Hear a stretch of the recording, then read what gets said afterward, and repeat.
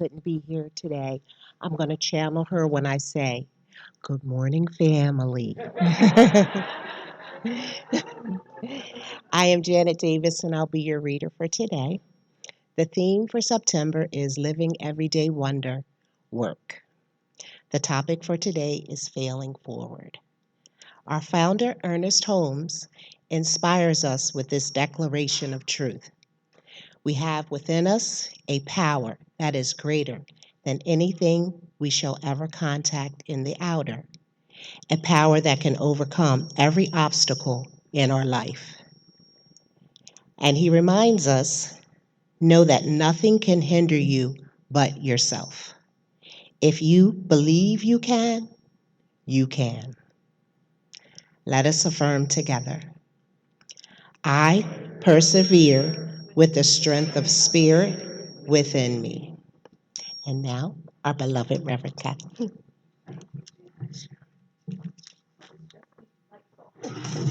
Welcome family part two.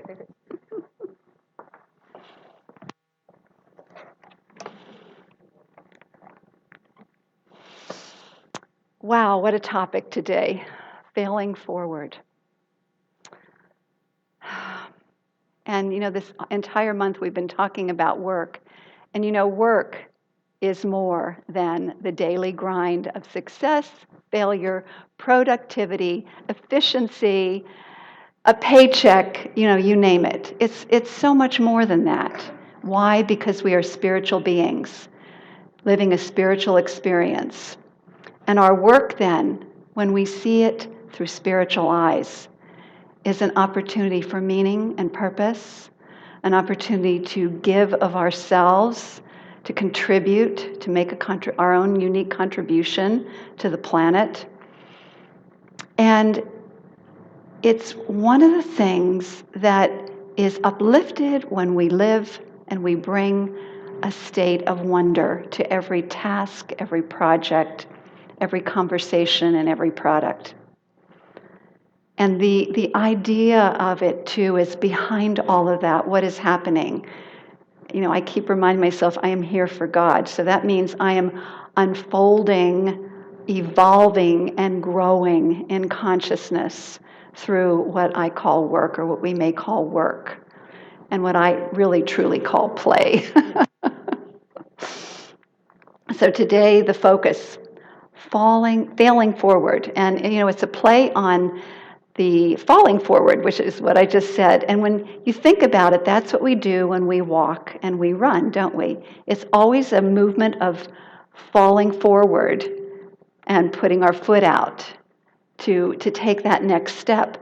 So for me, failing forward represents an understanding that when something is not working, we can call ourselves a failure, but that's not what we want to do. But is to understand it's something not working, and we simply take a step forward onto that next stepping stone that moves us in the direction of our greater yet to be, whatever that is. So I'd like to give you a beautiful illustration.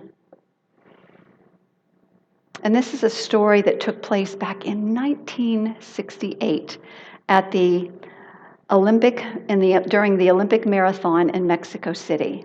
Now, if any of you have been to Mexico City, I haven't, but it is really high altitude.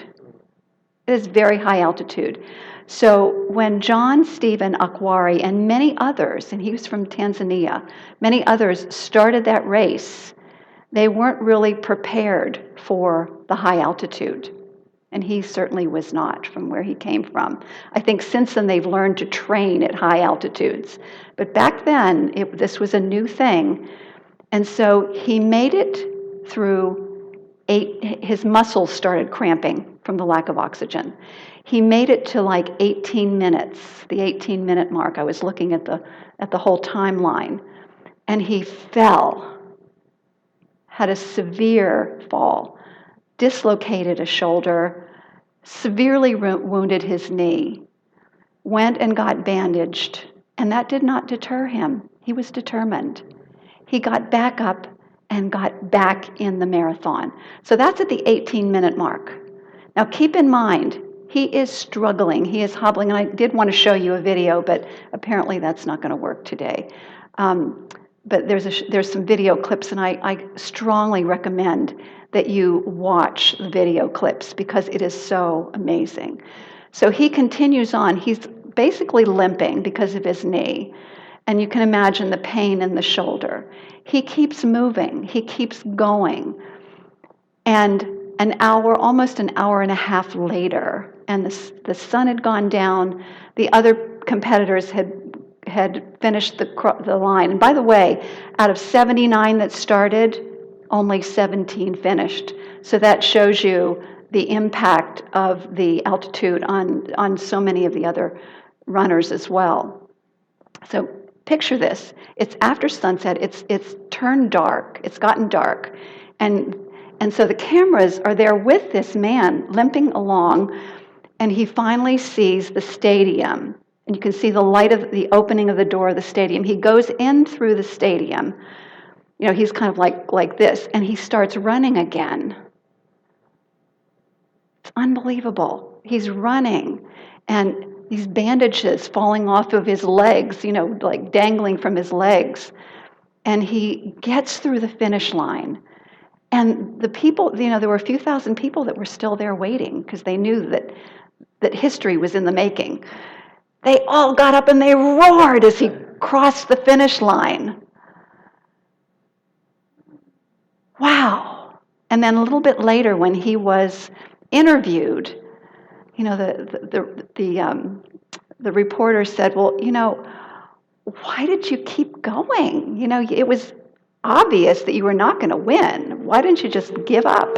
And he said, my country did not send me 5,000 miles to start a race. My country sent me 5,000 miles across the world to finish the race. Wow. That is failing forward. That is failing forward.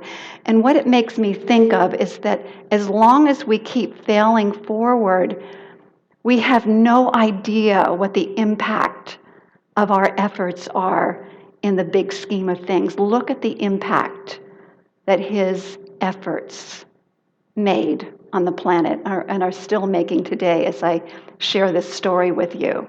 I know when I watched the video clip, I broke down in tears. It was just so amazing. So Akwari, does Dan have it up there? Oh, okay. Yes. Anyway, please see the video. So today, when I'm talking about this concept of failing forward, what I would like to do is touch on a couple of different things about how powerful it is to move from horizontal thinking to vertical thinking. That's one of the things that's so important when we feel like we might be failing or something's not working. And the other one is persistence and faith. So let's begin with a science of mind teaching. This is from Ernest Holmes. Since spirit is at the center of everything and its action, as law, always responds to our thought, there is no limit to its creativity for us except the limitations which we ourselves impose on our experience of it. There is no limit to its creativity operating through us, each and every one of us. So I'd like you to imagine for a moment a bunch of balloons. And I think Dan has something to project up there. Imagine a bunch of balloons. They're all different colors, red, yellow, blue, green, turquoise, and they're all different shapes and sizes. Well, each of these balloons can kind of remind us of how things work with our creative nature. The patterns of our thoughts and beliefs, like the balloons, provide a mold, and the creative stuff that we breathe into it, that means our focus and our intention, that's the creative nature of God as us, moving through us and as us, fills up those balloons And that the balloons, which actually is our lives, our life experience. And so that's not only every other life experience, it's our work as well. It's a result of the creative nature of our thoughts, the molds of our thoughts, like the balloons. So let's look at these two different kinds of thinking, horizontal and vertical. Horizontal thinking, and you just think of horizontal thinking, you're looking out at conditions, the situation, the conditions, what people might call the facts, and then deciding what's possible according to what we can see and touch and feel. That's horizontal thinking. It's very limiting, and it can keep us stuck in the situation, particularly if we pay a lot of attention to it. That's focusing on the problem, is another way of looking at horizontal thinking. So let me give you an illustration. This one cracked me up when I read it. In the 19th century in New England, one of the states passed a law prohibiting the use of bathtubs. And you know why? Because there was a common belief at that time that if you took a bath, you would get pneumonia. And so you would hear the chatter about the town that, oh, so-and-so got pneumonia. Oh, they must have a bathtub.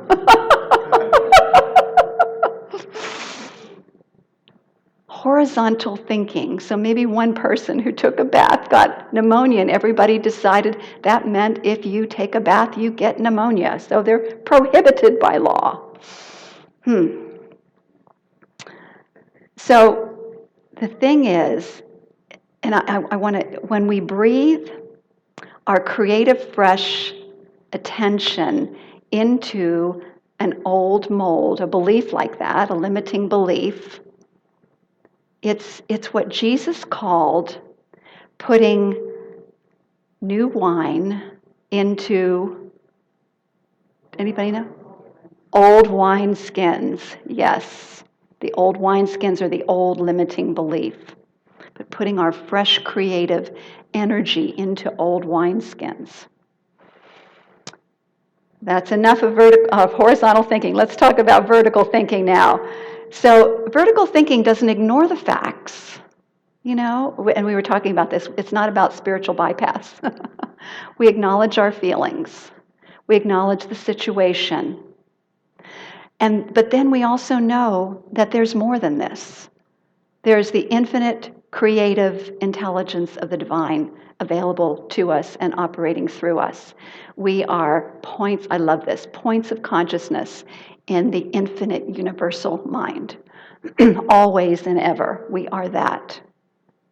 And so vertical thinking is acknowledging that there are greater possibilities. It's living in the field of possibility. It's living in the field of, you could say, solution. Jesus put it this way. He said, judge not according to appearances, but judge with righteous judgment. Yeah, judgment. So vertical thinking then is knowing that failure is not fatal, that it is an opportunity to wonder what is possible and wonder what could be next and listen for guidance. So I'd like to illustrate that with a story. This is a true story of a young mother by the name of Amy Barzak, who took her baby son Jonathan to a playground one afternoon. And while she was there, she noticed a little girl in a wheelchair who was sitting on the sidelines in tears as she was watching the other children play on the swings and the slides and all the other playground equipment. Well, a short time after that, her son Jonathan tragically died of an illness. And so in the process of trying to decide how to leave something that in honor of her deceased son, she and her husband Peter kind of thought back. They were talking, and she remembered the little girl with the wheelchair at the playground. And an idea came to her, and she and her husband partnered on building a business that was called, it's actually a nonprofit business, called Boundless Playgrounds. Anybody hear of that before? Boundless Playgrounds. So their idea was that it would be these would be playgrounds where all children with or without disabilities could play. And so their nonprofit organization was dedicated to helping communities all over the country, and actually it spread into Canada as well, create barrier-free playgrounds. And when I looked it up online, it looks as if at this point in time there are 214 in the US and Canada, and many that are still on the drawing board and in process. So a beautiful example of vertical thinking in the terms of possibility and what can I do to contribute to the greater good. So how many of you, and I'm sure we all have had this amazing flash of inspiration and intuition that led to something new and creative? You know, we have a process for that here in this spiritual teaching, and it's called visioning. It's a great opportunity to quiet the mind, to ask a powerful question. What is the divine highest idea of this project, where we take time in the silence, drop below the surface mind into the field of infinite possibilities, and allow a new possibility to arise? So each and every one of us, I don't care who you are, have built-in potential. Built-in potential for instantaneous guidance and inspiration. Why? Because we are all individualizations of the Most High.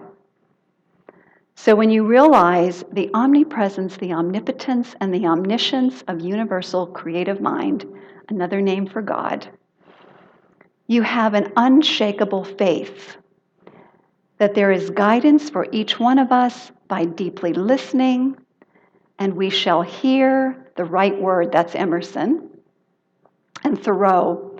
We will live within the license of a higher order of beings.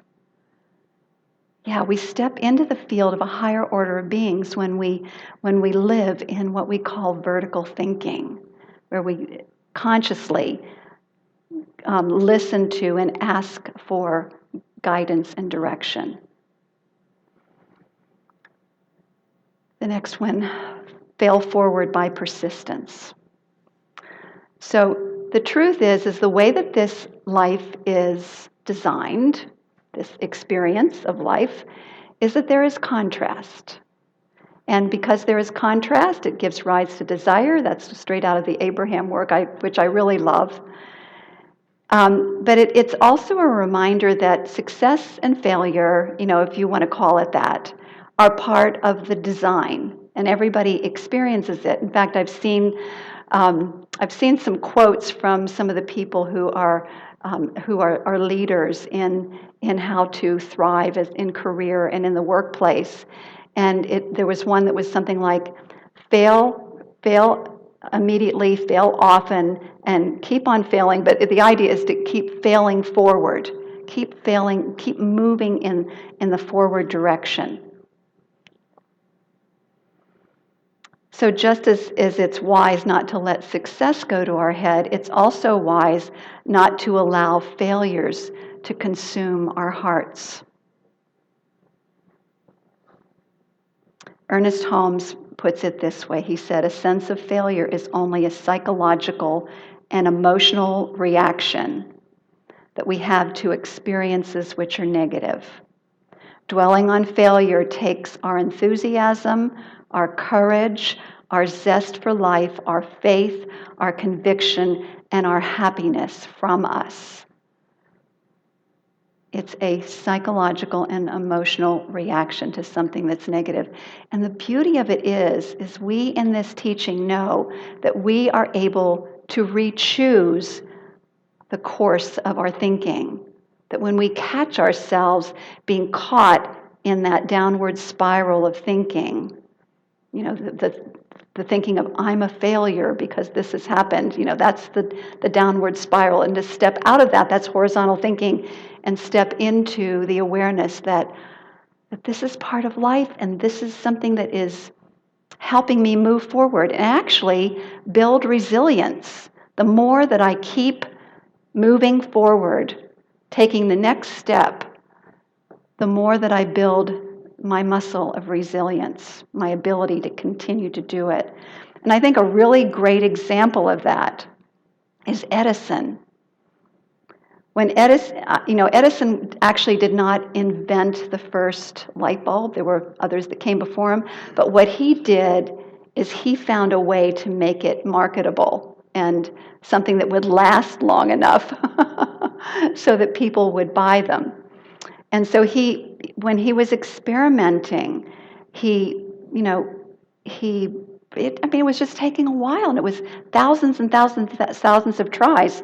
So finally, he was being interviewed again by another reporter, who said to him, "What about all of these failures that you've had? When you're in the process of inventing the light bulb?" And Edison said, "I have not failed 10,000 times. I have successfully found 10,000 ways that will not work." Isn't that a great perspective? So you take failure completely out of it and just say, this is something that didn't work. Okay, let's find something that does. So I like that. I really like that idea. So let's try it on for size. So think of something that maybe didn't work in your life. Maybe something that's not working right now. Everybody have something in mind? And then repeat after me. I have successfully found a way that will not work. I have successfully found a way that will not work. So I keep moving forward. All right, beautiful. So as we persist like Edison when things don't work, we continue to grow our resilience muscle. And if we practice wonder in the process, being curious about what the possibilities are, then we move in the direction of something more and better and blessed. I love that idea. So the practice this week then is to do just that, to begin to see things in your life that you might have called failures as simply something that did not work. You ready to try that out? Anybody? Something that just did not work. Okay. And then also it's very helpful to use vertical thinking in the process. So here's something that I'd like you to try on. And just repeat after me. I'm an extension of universal creative mind. I'm an extension of universal creative mind. My mind is open, receptive, and responsive. My mind is open, receptive, and responsive. To divine inspiration. Let's do it again. You know what? Let's stand and do it. And you know what? I always like the idea of either this, posture makes a difference in terms of you can either do this or you can do Superman or Wonder Woman stance as well. And I like to do that. You ready? Okay, so repeat after me. I am an extension of universal creative mind. I am an extension of universal creative mind. My mind is open and receptive. My mind is open and receptive. And responsive to divine inspiration. And responsive to divine inspiration. And so it is. Right. Have a seat, everybody. And just one more thing I want to say. The willingness to fail forward and stay in wonder can make work a beautiful and exciting journey. So no matter what, stay strong, keep your faith alive, and persist. And so it is.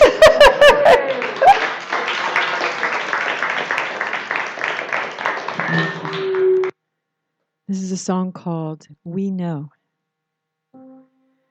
When I forget, when I lose sight.